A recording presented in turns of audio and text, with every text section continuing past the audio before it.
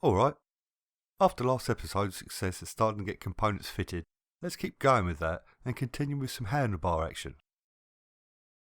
Carrying on with the bodywork, first thing I need to sort out is this annoying gap in the headset, which you can see more clearly here.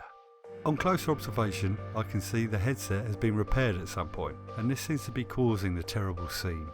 Now I was going to solder more alloy onto the edge, only to find out this headset is ripe with filler. So I went with building the edge up with some isopon. Now, while I'm messing around with this edge, I really need to sort out the hydraulic hose routing, so I'll need to get the master cylinder into place. The hose I'm going to use is this fine offering from Goodrich. Now there seems to be two decent positions for the hose to run on a Lambretta headset, and that will be with the banjo facing towards the rider, resulting in a very clean look, or pointing the banjo away from the rider, giving a busier look but a damn sight easier to carry out the modification. I went with the latter, simply because I did not like the idea of removing so much material from the internal supporting ribs. So, out with a felt tip pen and a quick markup. I wanted the hose to enter directly between the two halves of the headset, making access easier in the future. On with the drilling and grinding of the hose hole. It has occurred to me I might well be enlarging this hole in a future point for the brake switch wires and fitting a nice grommet to help protect the hose's outer cover, but I've yet to find a suitable grommet, so this close fitting hole will have to do for now. Next up with the headset, I'm going to fit this steering lock from Casso Lambretta. On its first fitting, I straight away find that the barrel does not fit, and I can see the troublesome spots instantly. So it's out of the Dremel and a quick bit of grinding on the headset and barrel cam. With that done, it's in with the mechanism and then the barrel for a further fitting. Now the lock securing screws in place, I can see we now have some satisfactory locking action going on. Now for the next headset problem, which involves this shiny gear shifter from Casso Lambretta and these quality looking levers from PM Tuning. The problem is when the two items are placed in the correct position, the pivot hole is a mile out, which when the bolt's fitted looks even worse. So the fix that seems obvious is to remove this sliver from the new gear shifter. I ain't grinding those lovely levers. After a bit of abrasive treatment for the electric file, we can see it's gotten better. To get it better still is going to involve some serious machining, which ain't no one got time for that, so this will do. Then it's back in with the headset clamp. With that fitted, I can now get fitting this metallurgist's dream of a quick action throttle and a large gear shifting setup from MB. First in the outer bushes, which should tap into place, but mine seem a bit loose, so a bit of Loctite should help. If it turns into an issue, I will need to Brinell these bushes, but let's see how we get on. Next up is a gear shifter inner bush, fitted in much the same way. Oh, have you noticed they're both brass? With those fitted, I can now find out if these GP rods will fit my TV headset. So after temporarily fitting the rod bush with a bolt, I can now get the brass olives held in place with these stainless olive clamps.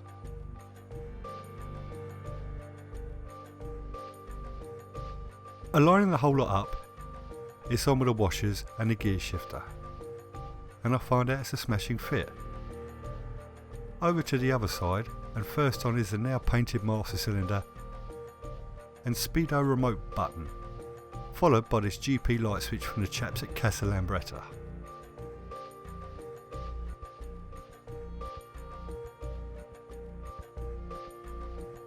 With all that bolted in, I now go through the same process to get the throttle rod in place. Only this time I find I'm going to have to grind out the headset throttle stop to get this fitting properly. But for now I will leave it upside down to simulate full throttle, as I've had something playing on the back of my mind since opting for the drop bars and upgraded internals, but more of that later. Now that I'm happy with the positions on the inner bushes, I'm going to fit them properly using the 5mm roll pins, which actually turned into a bit of a job, but I got the little buggers in the end, and I can now reassemble the whole lot all over again. So now's the time to tell you about my reservations with this setup. The gear and throttle pulley are obviously a little larger. That's what makes them work, and this is all fine if the control rods are horizontal. The moment these rods are angled down, then the oversized pulleys will raise up just a smidge, just enough to graze the headset top, and that's what we have here. The good thing is this can all be alleviated with some removal of material from the troubled spots, like so, and all is good. So with that problem out of the way, it's time to continue rebuilding the headset, continue replacing the steering lock back in, followed by this delightful GP ignition switch, which after some mild fettling earlier on, now fits lovely. Next on with the master cylinder.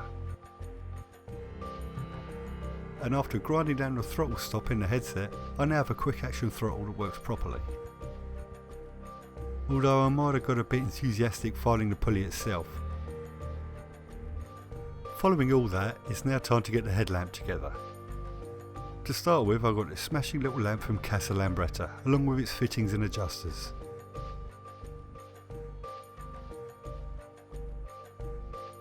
This lot are placed together inside that old light bezel, which has now had a lick of paint.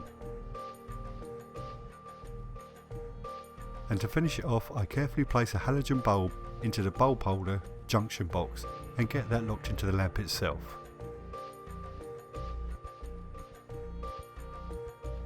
With that done, I can now get the headset mounted back in place, this time clamped up with the correct stainless cap screw. Time to move on to something different. How about a seat? This is the seat I'm going to use. It's a 3/4 length racing seat from TSR. Nothing fancy, but it was a good price.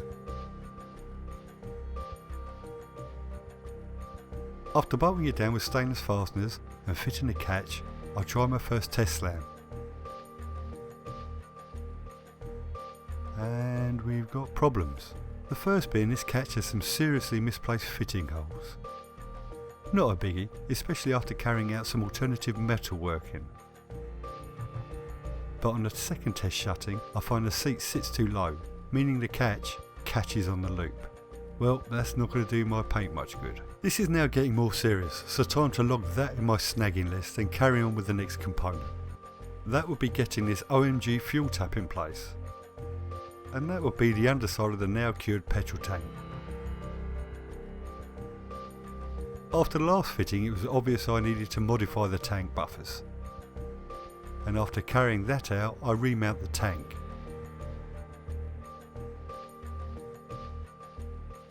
After tightening it down, you can now see the hose fits nicely between the tank and frame. I can now persuade this Casso drip tray into place with its felt ring.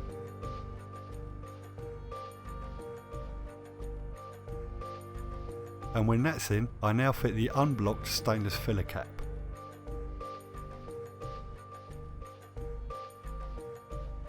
And now finally for this episode, I want to get these stainless cylinder and fan shrouds fitted. These cows are from TSR again, but they seem to be of a much better quality. Now was also the time to face up to yet more build problems. The first being this barrel shroud was meant to be fitted to a standard Lambretta cylinder. And this RB unit has reed valves on top, meaning I would need to enlarge the carb manifold gap so as to get it on. After a quick mark-up, it's out with the tin snips. And a fairly cavalier approach to trimming this for the reason you're about to see.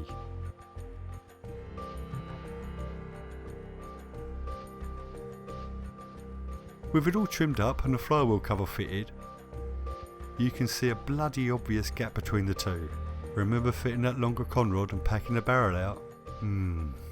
This is going to need an inventive and no doubt bleeding expensive solution. We shall see. So on that bombshell, we will leave the component fitting alone. I did get most of the important bits on though, so now's a good time to start wiring and cabling all those bits up. Okay, alright, this section of the build's been tricky to record. After all, making heads and tails of this lot in video format is not so far removed from herding cats. So bear with me on this. I'm going to use this wiring diagram I've made up to help out. It should make things easier to understand. So, starting from the back, I'm going to get this BGM rear LED reflector fitted. And then covered with the lamp lens. Then moving along, I'm going to want to get these major components fit to the frame, and to help with that I first need to get this snazzy bracket system from MB attached. After getting some Loctite onto the fixing bolts, I can now attach the bracket using the existing holes through the frame.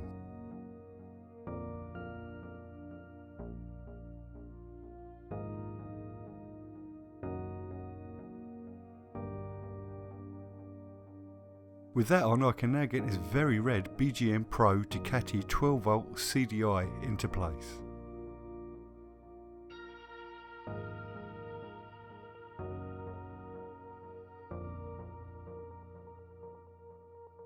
followed by this trick bit of kit from Keytronic called the Smart Booster Mark II. This is, for want of better words, an advanced retard system for electronic ignitions. On next to the BGM Pro 12V AC-DC regulator, which should help smooth out the power supply from the stator plate. Finally, I need to get this mysterious SIP black box 2.0 mounted along with the other electrical supply parts. Now this thing comes supplied very helpfully with absolutely bleeding nothing to help mount it. So I was off down B&Q to get a nasty zinc plated repair bracket and a load of zip ties to at least make a temporary fixing bracket for the box. Yep, that's another thing for my increasing snagging list. Now moving on, time for something far more sensible, the Scootopia 2-pole brake switch. Now to get this in place I first need to fit the brake, which is also a Scootopia product. Beginning with pushing the brass bush into place, then hooking on this stainless steel return spring to replace a standard Scootopia item, I can now persuade the pedal onto the frame. With the appropriate first washer in place, all that's left to do is hook the spring on and fit the securing circlip. With the switch held in place, we can see the switch is not lining up well with the pedal.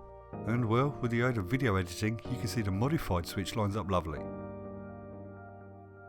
Next on is a Casso heat sensor adapter, which is designed to slot between the plug and cylinder head. But something don't smell right about the fitting advice. So I'm going with a cheeky hack I saw online using a section of heat resistant tube to hold the sensor down onto the top of the spark plug, allowing the electrode to locate in its correct position.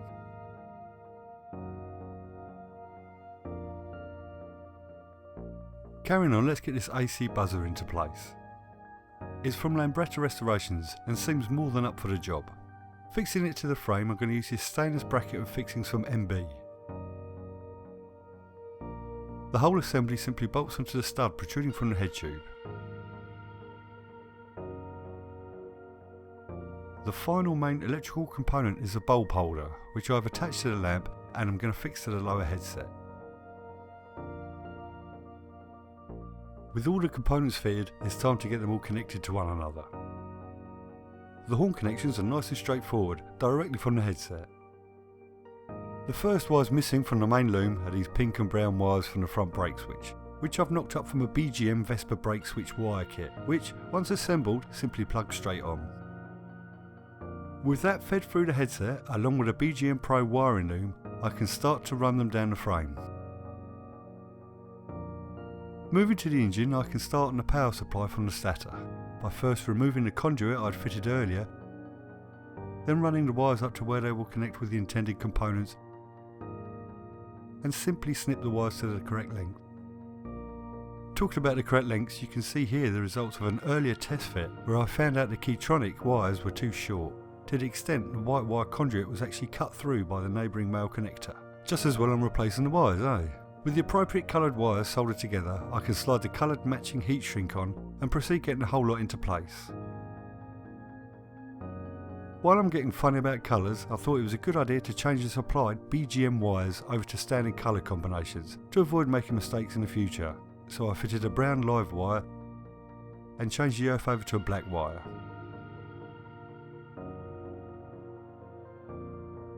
With that lot fitted, it's over to the other side and into the CDI with a resistor, apparently, HT wire, in a spanking shade of red, meaning the spark charge will move down it faster. Getting these bloody boots on turned into a proper nightmare. But with some persistence I got it into place on the CDI. And here you can see the rectifier cover fitted as well. Then on to get the MB earth wire loom into place, ensuring I've got a nice solid earth all round. Now time for some wire management, which first involved removing the conduit from the original BGM loom, and then getting the exposed wires and all the various leads and wires coming from the Speedo fed through a new length of PVC outer cover. With all the wires at the right length and place, I can now remake the main power junction between the loom and rear light using some piggyback connectors, and set about hiding away all of my new connections between the loom and SIP black box. Moving further down the frame, I can now cut the fuel and temperature sensors connectors to a sensible length. So there we have a tidy rear section of the wiring loom fitted.